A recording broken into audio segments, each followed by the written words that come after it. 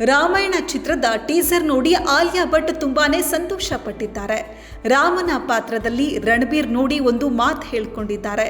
ಅದೇನ್ ಗೊತ್ತಾ, ರಣಬೀರ್ ಕಪೂರ್ ಇಲ್ಲಿ ಅದ್ಭುತವಾದ ಕೆಲಸ ಮಾಡಿದ್ದಾರೆ. ಇದು ನಿಜಕ್ಕೂ ಬ್ಯೂಟಿಫುಲ್ ಆಗಿದೆ ಎನ್ನುವ ಜೊತೆಗೆ ಈ ಚಿತ್ರದ ಟೀಸರ್ ಬಗ್ಗೆ ಇನ್ನೂ ಹಲವು ವಿಚಾರ ಹೇಳಿದ್ದಾರೆ. ರಣಬೀರ್ ಕಪೂರ್ ಈ ಚಿತ್ರದಲ್ಲಿ ಅದ್ಭುತ ಕೆಲಸ ಮಾಡಿದ್ದಾರೆ. ಇಡೀ ಸಿನಿಮಾ ತಂಡವು ಒಳ್ಳೆ ಕೆಲಸ ಮಾಡಿದೆ. ಇದನ್ನ ನಾನು ರಾಮ ಯೂನಿಟ್ ಅಂತಲೂ ಕರಿತೇನೆ ಅನ್ನೋದನ್ನ ಆಲಿಯಾ ಇಲ್ಲಿ ಹೇಳ್ಕೊಂಡಿದ್ದಾರೆ.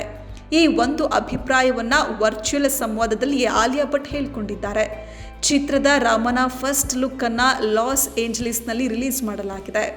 ಇಲ್ಲಿಯ ಆಯ್ದ ಪ್ರೇಕ್ಷಕರೊಟ್ಟಿಗಿನ ಸಂವಾದದ ಸಮಯದಲ್ಲಿಯೇ ಆಲಿಯಾ ಭಟ್ ತಮ್ಮ ಈ ಅಭಿಪ್ರಾಯ ಹೇಳ್ಕೊಂಡಿದ್ದಾರೆ.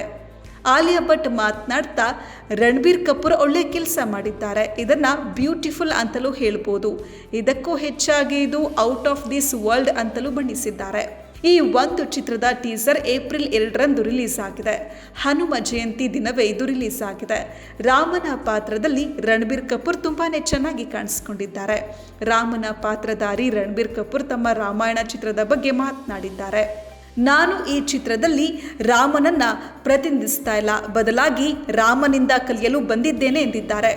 ರಾಮನ ಸರಳತೆ ಮತ್ತು ಪರಿಶುದ್ಧತೆ ಅಪರೂಪವಾಗಿದೆ. ಇದನ್ನ ಅರ್ಥ ಮಾಡಿಕೊಂಡು ತಿಳಿದುಕೊಳ್ಳಲು ನನಗೆ ಒಳ್ಳೆಯ ಅವಕಾಶ ಸಿಕ್ಕಿದೆ ಅಂತಲೇ ರಣಬೀರ್ ಕಪೂರ್ ಹೇಳ್ಕೊಂಡಿದ್ದಾರೆ. ಈ ಚಿತ್ರದ ಡೈರೆಕ್ಟರ್ ನಿತೀಶ್ ತಿವಾರಿ ಏನ್ ಹೇಳ್ತಾರೆ ಎನ್ನುವ ಕುತೂಹಲ ಇದೆ. ಅವರ ಮಾತುಗಳು ಈ ರೀತಿ ಇವೆ ನೋಡಿ. ರಾಮನ ಪಯಣದಲ್ಲಿ ಆಳವಾದ ಮಾನವೀಯತೆ ಇದೆ. ಈ ರಾಮಾಯಣದಲ್ಲಿ ಕೆಟ್ಟದ್ದು ಮತ್ತು ಒಳ್ಳೆಯದು ಮಾತ್ರವಲ್ಲ, ಬದಲಾಗಿ ಇದು ನಾವು ಮಾಡುವ ಆಯ್ಕೆಗಳು ಮತ್ತು ಅದರ ಪರಿಣಾಮಗಳನ್ನು ತಿಳಿಸುತ್ತೆ. ಸರಿ ದಾರಿಯಲ್ಲಿಯೇ ನಡಿಬೇಕು ಅನ್ನೋದನ್ನು ಇದು ಹೇಳುತ್ತೆ ಅಂತ ನಿತೀಶ್ ತಿವಾರಿ ಹೇಳ್ಕೊಂಡಿದ್ದಾರೆ. ಈ ರಾಮಾಯಣ ಚಿತ್ರ 2 ಭಾಗದಲ್ಲಿ ರಿಲೀಸ್ ಆಗ್ತಾ ಇದೆ. ಮೊದಲ ಭಾಗ 2026 ದೀಪಾವಳಿ ಹಬ್ಬಕ್ಕೆ ಬರುತ್ತೆ. 2ನೇ ಭಾಗ ಮುಂದಿನ ವರ್ಷ ಅಂದರೆ ದೀಪಾವಳಿ 2027ರಂದು ರಿಲೀಸ್ ಆಗ್ತಾ ಇದೆ.